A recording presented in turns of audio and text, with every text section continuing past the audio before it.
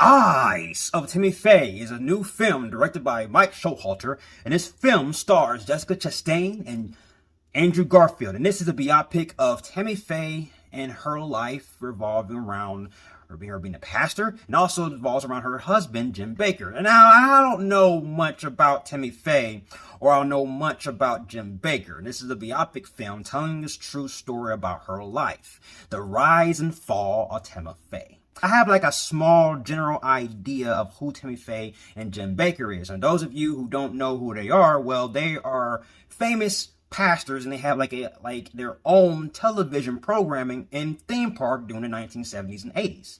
If life hands you a lemon, you start making lemonade. I remember watching, going through some TV programming as a child, watching one of their programming. Well, I never watched it. I just skimmed through it. Like I saw some woman playing with a puppet, and I saw it, and I wasn't interested in it, and I just turned the channel, went back to Power Rangers.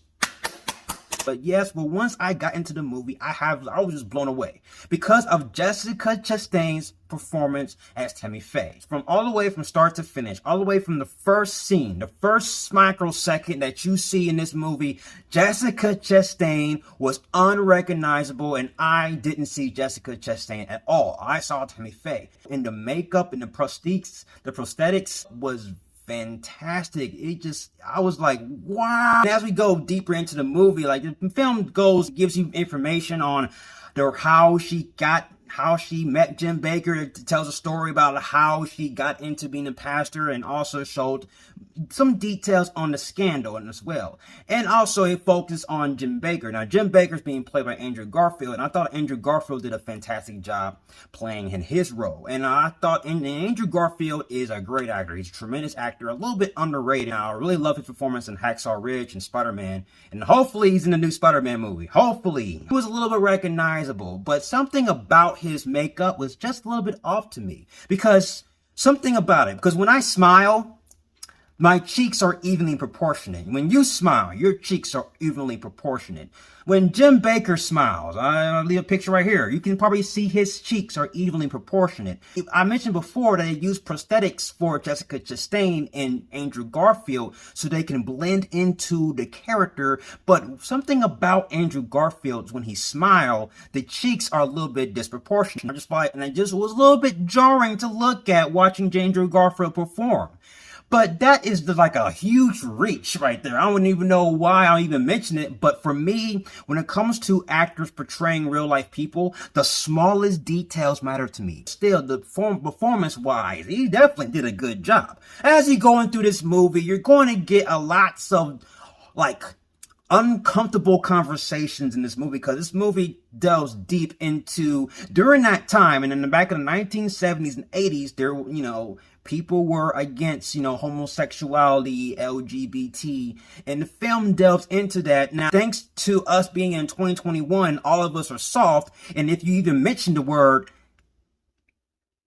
you get canceled. So in this film right here, it goes into some uncomfortable topics that are hard to talk about to discuss in today. Because during that time, you get an understanding of Tammy Faye. You get an understanding that she accepts people for everyone, despite their sexuality. Also, I did like the directing style in this movie. There was a couple of montage scenes revolving around them going on different journeys, different cities to do their show. I did like the directing style of that, but still it leads to some of the particular flaws or cons in this movie. That my main issue has to do with some of the way this film was constructed, like the scene structure. There's a lot of montage scenes, and I felt like this movie was not actually a biopic, but more of highlights. Like if you go on ESPN and watch the sports, you're not actually watching the game. You're only watching highlights of the game. And I felt like this is basically